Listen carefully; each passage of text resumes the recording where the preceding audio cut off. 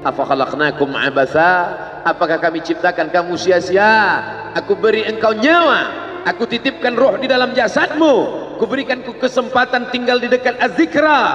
Tapi kenapa kau menjadi ayam yang mati di lumbung padi? Perutnya mungkin kenyang, tenggorokannya mungkin tenang, matanya mungkin lapang, tidurnya lelap, tapi jiwa kosong hampa. Akibat apa? Akibat tidak diisi dengan zikir, tidak diisi dengan baca Quran, tidak diisi dengan muhasabah, tidak diisi dengan meneteskan air mata, tidak diisi dengan duduk bersama ulama, tidak diisi dengan sholat berjamaah, tidak diisi dengan kajian-kajian. Sesungguhnya setiap kita datang ke dunia ini sudah membawa benih. Tidak ada yang lahir ke dunia ini kosong hampa. Jadi kalau ada bapak-bapak yang diceramahi oleh orang motivator atau siapapun dia, mari isi anak kita dengan Islam, mari isi anak kita dengan iman. Tidak begitu guys. Kita lahir ke dunia ini bukan dalam keadaan kosong. Kita lahir sudah membawa iman. Mana dalilnya? A'udzubillahi minasyaitonirrajim. Wa idz akhadha rabbuka min bani adama. Ingatlah ketika Allah mengambil persaksian dari seluruh anak cucu keturunan Adam. Wa asyhadahum, Allah mengambil persaksian. Asyhada yushhidu, asyhadahum ala anfusihim. Ketika itu Allah bertanya, alastu bi rabbikum, bukankah aku ini Rabb kamu? Semua kita waktu itu menjawab, bala syahidna, ya engkau adalah Rabb kami ya Allah. Setelah kita diisi, barulah kita masuk ke dalam rahim ibu kita, barulah turun ke bumi, barulah datang kemari. Lalu kemudian setelah di sini lupa, antaqulu yaumal qiyamati inna kunna an hadza ghafilin. Kami lupa, kami tidak ingat. Orang yang tidak ingat ini diingatkan. Fadzakir, ingatkanlah. Inna fa'ati az-zikra. Fadzakir, berilah peringatan. Inna fa'ati az-zikra. Inna fa'ati az-zikra.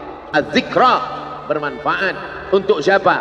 Liman yakhsha, bagi orang yang takut bahwa dia nanti akan bangkit dari tanah, bahwa dia akan hidup sekali lagi, bahwa roh dan jasadnya akan dipertemukan lagi.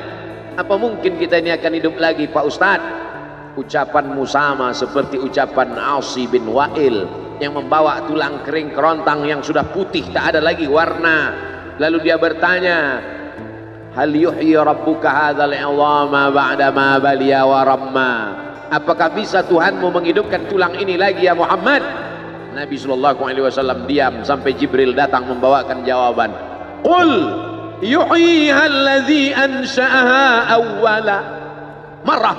Katakan ya Muhammad sallallahu alaihi wasallam kepada Asi bin Wa'il yang tak percaya bahwa tulang itu akan hidup sekali lagi. Yuhyiha allazi ansha'aha awwala marrah. Dia yang menciptakan tulang itu sebelum ada menjadi ada. Sekarang setelah ada dibuatnya menjadi tidak ada, akan dikembalikannya lagi menjadi ada. Sedangkan menciptakan yang tidak ada menjadi ada saja dia sanggup, apalagi yang pernah ada dibuatnya menjadi tidak ada, dikembalikannya lagi menjadi ada. Innama amruhu idza arada syai'an ayyaqula lahu kun. Azmuz zanab, ujung tulang ekor sebesar ibu jari, tulang belakang sampai ke bawah, yang lain hancur. Ketika digali makam kuburan, ada yang tulang-tulang hanya tinggal tulang paha saja, ada yang hanya tinggal gigi dan rambut saja, yang lain hancur. Tapi ada satu yang tidak hancur, kata Allah, disampaikan Nabi Muhammad SAW, ujung tulang ekor sebesar ibu jari. Maka dari itulah nanti yang akan ditunjuk, tumbuh sel-sel tulang, tumbuh kulit-kulit, tumbuh darah daging, bangkit menjadi manusia sempurna di hadapan Allah. Masuk surga itu roh dan jasad. Jannatin tajri min tahtihal anhar. Sungai, air sungai dengan gemericiknya masuk kaki ke dalam air sungai, itu adalah jasad. Kulit menyentuh air sungai terasa dinginnya, itu jasad. Zamharira adalah cahaya matahari yang tidak tembus ke bawah. Kenapa cahaya matahari tidak tembus? karena ada ranting-ranting kayu yang saling terkait satu dengan lain, sehingga kalau duduk di bawah maka cahaya matahari tidak tembus ke bawah. Itu jasad.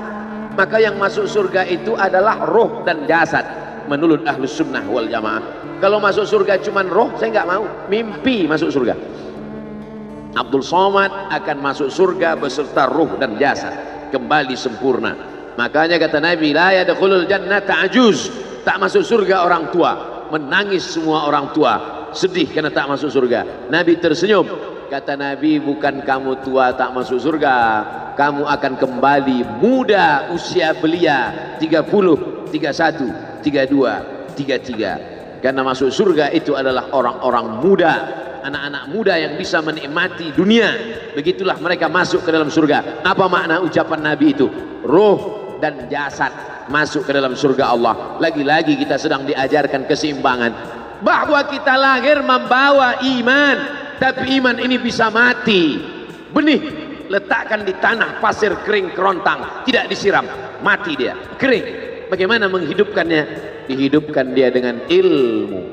Tidak ada majelis ilmu yang paling banyak untuk saat ini. Majelis ilmu di Az-Zikra, semua ustadz didatangkan kemari. Ustadz Tengku Zulkarnain, Abah Raud tidak usah disebut lagi, memang beliau guru dari almarhum, Masya Allah tabarakallah. Lalu kemudian para masyaikh, Ustadz Adi Hidayat, Buya Yahya, tak dapat disebutkan satu persatu. Kiai Haji Abdullah Gimnastiar, para alim ulama, alumni Al-Azhar Mesir, alumni dari Yaman, Tarim Hadramaut, Darul Mustafa, Rubat Tarif, berdatangan kemari semua. Majelis ilmu, majelis ilmu. Lagi-lagi ayam mati di lumbung padi. Apa sebenarnya yang terselit dari peribahasa itu? Iman mati karena tidak disirami dengan ilmu. Ilmu, ilmu, ilmu. Datang seorang jamaah menemui saya, Ustadz Somad, saya kena penyakit insomnia, gak bisa tidur malam. Jam 2 malam mata saya masih berkedip-kedip. Bismika Allahumma ahya wa amut, gak mempan. Sebabnya apa Pak? Sebabnya saya beli tanah. Setelah beli tanah, tanam kelapa sawit, dipupuk, dijaga. 3 tahun berbuah. Pas mau dipanen, sudah dipanen orang duluan. Ternyata tanahnya bermasalah, dibawa ke pengadilan, dia yang menang. Akhirnya sampai jam 2 malam gak bisa tidur. Apa yang terlintas dalam pikiran? Kenapa beli tanah, kenapa tanam sawit, kenapa beli tanah, kenapa tanam sawit, kenapa diambil orang, kenapa dulu gak ternak ikan aja, kenapa gak ternak puyuh. Berbulan-bulan gak bisa tidur. Akhirnya pergi ke psikiater. Pak psikiater, ya saya sudah 2 bulan gak tidur-tidur Pak psikiater. Akhirnya Pak psikiater buat resep. Ini obatnya, yang ini dimakan sebelum makan, yang ini dimakan setelah makan, yang ini 3 kali, yang ini 2 kali. Akhirnya memikirkan resep itu, makin gak bisa tidur. Dimakan, tertidur. Dosisnya habis, terbangun. Kenapa beli tanah, kenapa tanam? Setelah dimakan, muncul masalah baru.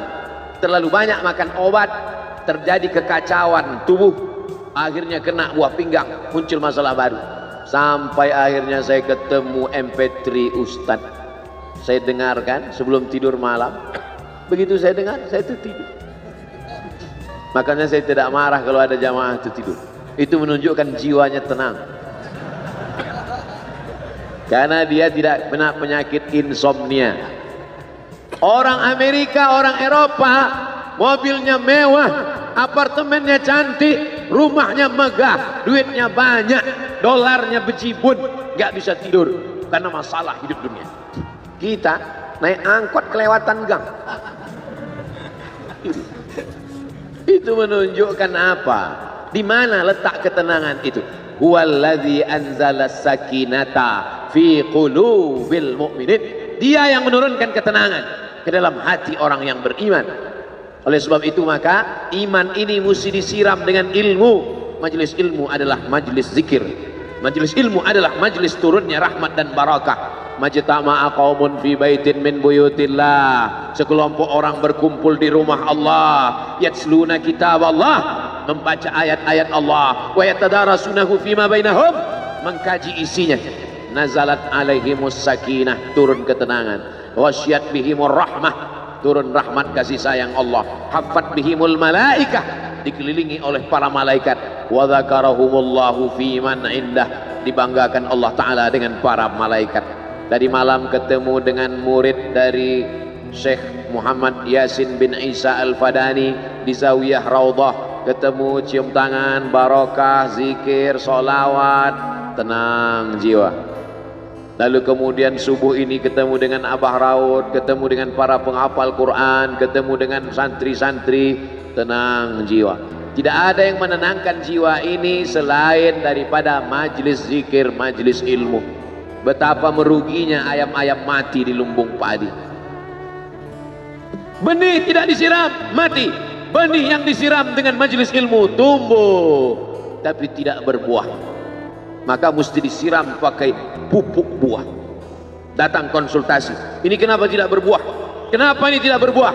Karena ternyata dia mesti diamalkan.